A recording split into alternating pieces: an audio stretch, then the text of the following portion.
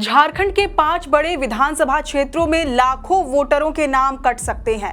रांची, हटिया, धनबाद, झरिया और बोकारो विधानसभा क्षेत्र के कम से कम 20% मतदाता अब वोट नहीं कर पाएंगे। उनका नाम मतदाता सूची से हमेशा के लिए हटाया जा सकता है।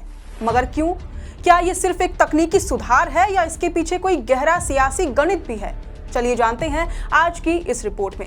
सबसे पहले जोहार, नमस्कार, मैं हूं अंशु और आप देखना शुरू कर चुके हैं द फोर्थ पिलर।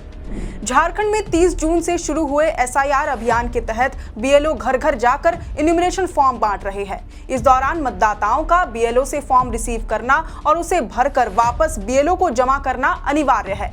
लेकिन मीडिया रिपोर्ट्स की माने तो बड़ी संख्या में मतदाता गणना प्रपत्र जमा नहीं कर रहे हैं। दैनिक भास्कर की रिपोर्ट बताती है कि रांची, हटिया, धनबाद, झरिया और बोकारो विधानसभा क्षेत्रों में ये स्थिति काफी ज्यादा देखने को मिल रही है। बड़ी संख्या में इन 5 शहरी क्षेत्रों के मतदाता या तो फॉर्म रिसीव नहीं कर रहे या रिसीव कर रहे हैं तो भरकर जमा नहीं कर रहे हैं।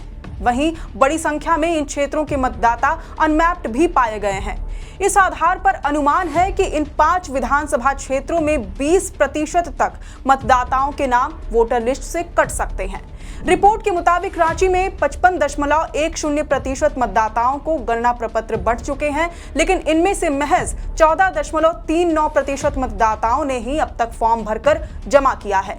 इसी तरह हटिया में 62.24% मतदाताओं को फॉर्म बढ़ चुके हैं। इनमें से 20.39% लोगों ने ही फॉर्म भरकर जमा किया है। धनबाद में 71.72% को फॉर्म बांटे गए हैं, लेकिन 12.19% लोगों ने ही फॉर्म जमा किया। झरिया में 66.60% फॉर्म बटे, लेकिन जमा हुआ मात्र 29.28%। और इसी तरह बोकारो में 66.70% फॉर्म वितरण के बरक्स महज 29.28% मतदाताओं ने ही फॉर्म भरकर वापस बीएलओ को जमा किया। चुनाव आयोग ने साफ किया है कि फॉर्म जमा न करने वालों का नाम अपात्र मतदाता या नॉन रेजिडेंट की श्रेणी में रखा जा सकता है। दैनिक भास्कर की रिपोर्ट के मुताबिक रांची, हटिया, धनबाद, झरिया और बोकारो विधानसभा क्षेत्रों में फॉर्म रिसीव न करने की प्रमुख वजह मतदाताओं की मृत्यु, स्थायी पलायन, पता बदल जाना या एक से अधिक जगह नाम दर्ज होना है। बात अगर राजधानी रांची की करें तो यहाँ स्थानीय लोगों के साथ साथ बड़ी संख्या में राज्य के अलग अलग जिलों और दूसरे राज्यों, खासकर बिहार, बंगाल के लोग भी बसर करते हैं। इनमें से कई अपने पैतृक गांव के अलावा भी मतदाता बने हुए हैं।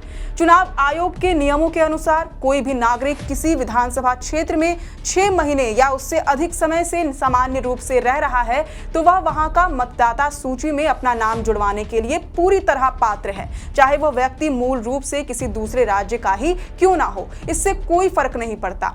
हालांकि दूसरे राज्य से आकर नए विधानसभा क्षेत्र में मतदाता बनने के लिए कंडीशन ये है कि मतदाता को अपने पुराने क्षेत्र से नाम कटवाना होगा, यानी एक से अधिक जगह आप वोटर नहीं बन सकते, वरना ये कानून का उल्लंघन माना जाता है। लेकिन रांची समेत झारखंड के कुछ प्रमुख शहरी और औद्योगिक विधानसभा क्षेत्रों में बाहर से आकर बसने वाले बहुत से मतदाताओं के 2-2 जगह वोटर लिस्ट में नाम दर्ज हैं। बड़ी संख्या में लोग अपने पैतृक गाँव के अलावा इन क्षेत्रों में भी मतदाता बने हुए हैं।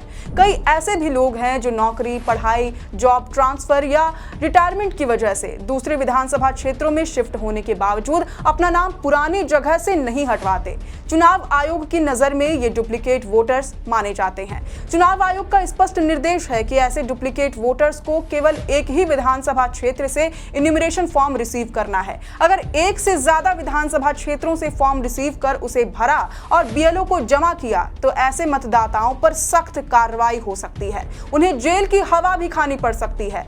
लोक प्रतिनिधित्व अधिनियम 1950 की धारा 31 के तहत मतदाता सूची में जानबूझकर झूठी जानकारी देना या 2 जगह पंजीकरण बनाए रखना एक दंडनीय अपराध है। ऐसे मामले में दोषी पाए जाने पर मतदाता को 1 साल तक की जेल, जुर्माना या दोनों सजाएं एक साथ भुगतनी पड़ सकती हैं। शायद यही वजह है कि इन क्षेत्रों के डुप्लीकेट मतदाताओं ने फॉर्म या तो रिसीव नहीं किया या फिर फॉर्म भरकर जमा नहीं किया, ताकि उन पर कानूनी कार्रवाई न हो सके।